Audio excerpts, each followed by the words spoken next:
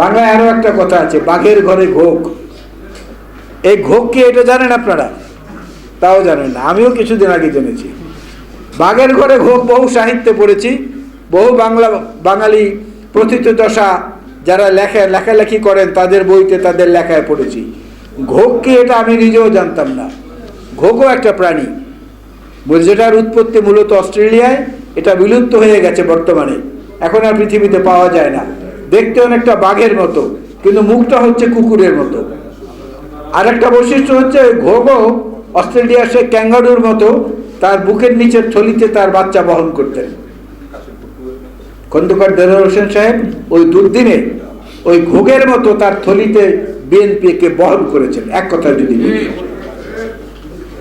সেটা বহন করেছেন জীবনের সবকিছু, সমস্ত ঝুঁকি নিয়ে। আমরা কে কতটা করতে পেরেছি সেটা আজকে যখন বিচার করতে যাই তখন অনেক সময় কষ্ট লাগে, অনেক সময় অনেক গর্ববেদনায় ভুগি।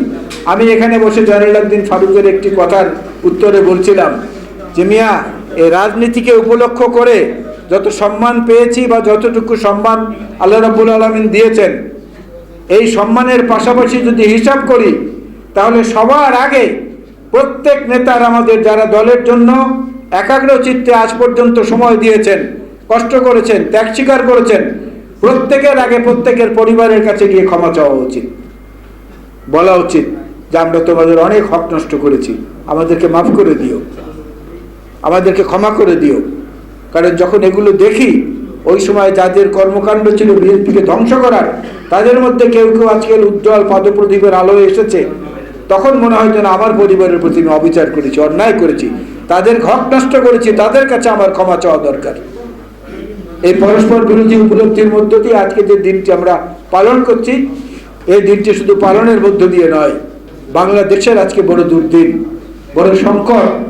বাংলাদেশ আজকে গণতন্ত্রের সুরঙ্গের পথের দিকে, আলোর দিকে তাকিয়ে আছে।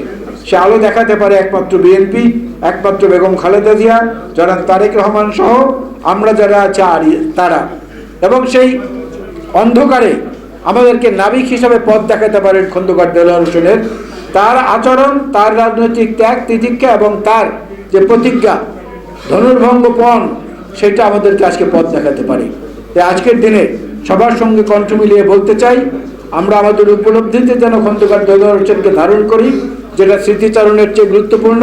এবং আল্লাহ রাব্বুল আলামিনের দ্বারা প্রার্থনা করি আল্লাহ তাআলা তাকে জান্নাতুল ফেরদৌস নসিব করুন এবং তার পরিবারকে তার সেই পারিবারিক ঐতিহ্য এবং জাতীয়তাবাদী রাজনীতির সেই প্রতিজ্ঞার যে আদর্শ, সেই আদর্শটাকে ধারণ করার ক্ষমতা দান করুন।